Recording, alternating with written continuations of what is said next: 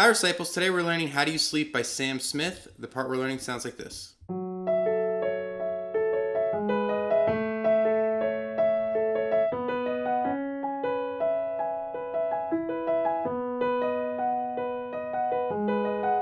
And that part actually repeats throughout the whole song. Well, the riff itself repeats for a large part of the song, but the chords, at least, are the harmonic structure for the whole song. So if you learn that part, you can play pretty much the whole thing with a couple of tricks. So the first thing you want to learn is your left hand.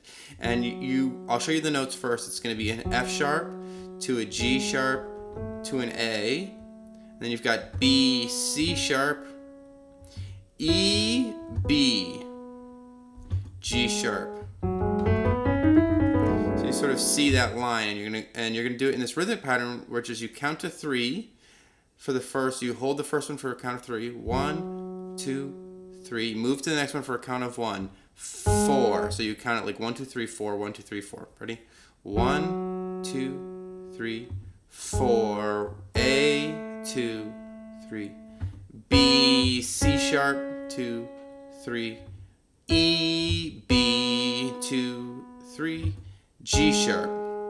One more time with just the counting. 1, 2, 3, 4. 1, 2, 3, 4. 1, 2, 3, 4. 1, 2, 3, 4. And you're going to want to learn your left hand, probably have that solid before you try to implement the right hand, because there are a couple of little tricky rhythms. It's okay, but there are a couple little spots where you're going to want to be aware of how the left hand has to feel independent from the right hand. All right, so when the left hand plays that F sharp, you're completing an F sharp minor 7 chord here. So if you're into chords, that's the chord, but your right hand's going to be an octave higher.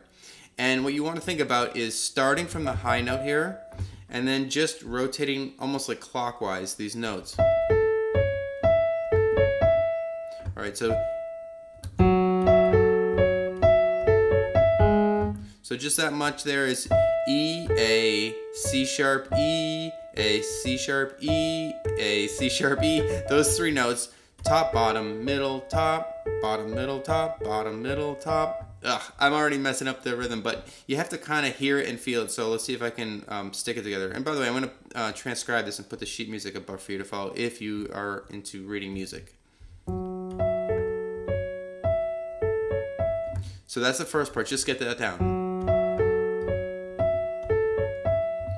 And then when your left hand moves on the 4 to this G sharp, you have a B, a D sharp, and an E. Now let me just show you for a second here. If I bring my hands together, even though they're played separately, if I show you those first 2 moves, so this starts it.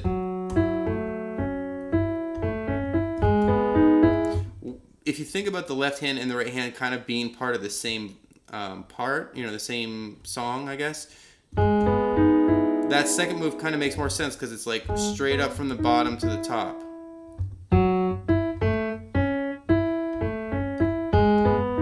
And that's why being aware of both hands at sometimes and remaining keeping their independence at other times is important. It's going to help you.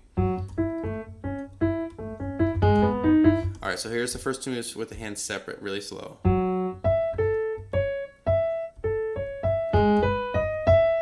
All right, you're going to end on this, or you're going to move to this A with the left hand, and your right hand's going to kind of basically start out doing what it did before. So same thing they did before, but now. So you're going to move to this B with your left hand, and your right hand is going to play B, D sharp, F sharp. So here are the first 3.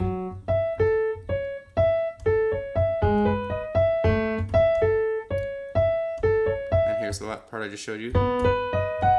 Alright, your left hand continues up to this C sharp, and you're gonna play a high G sharp, and your right hand is gonna do this sort of rhythmic pattern with the high G sharp, B, E, and those are your 3 notes, and you use the same sort of pattern. It's not exactly the same pattern because of the timing, but you're gonna want to do that with your ears. So you move to the E here, and you keep your right hand doing that pattern. So the right hand sort of sticks to those 3 notes. So here it is, those 2 notes again, the C sharp.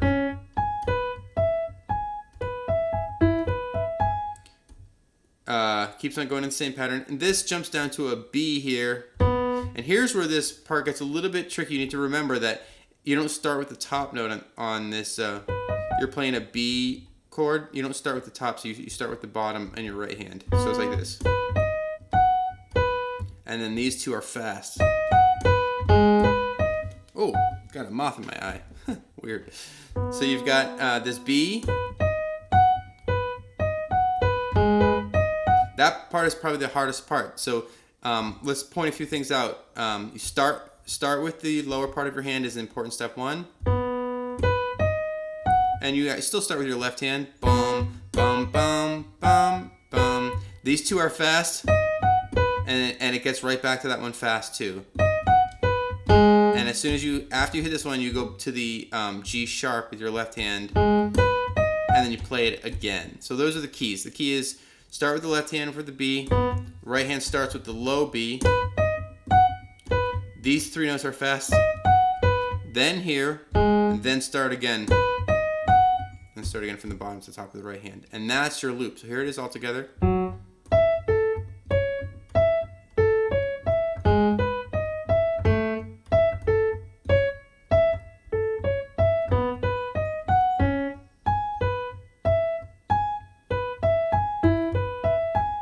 Start with the low B. Cool. So if you just learn that riff and play it over and over again, it'll sound good through the whole song. But if you were like, oh, but I hear that he stops playing the riff, a third of the way through, then you can go to just playing the chords if you'd like. So that's an F sharp, C sharp, F sharp, A, C sharp, and E.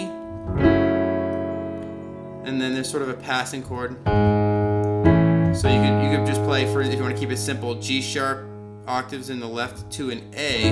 So you've got, I play it like this: A, E, A, C sharp, and E.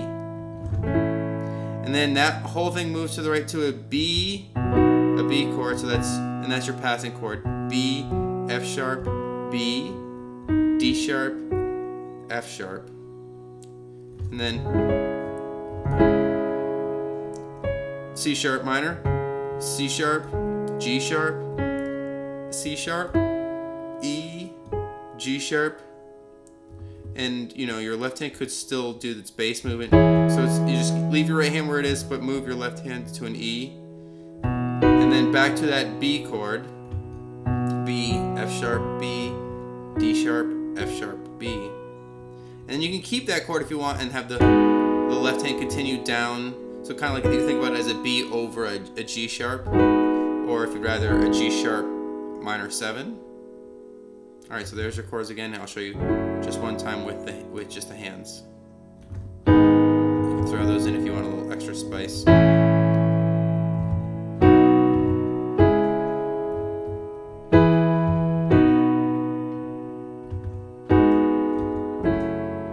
And that's it. I hope that helps.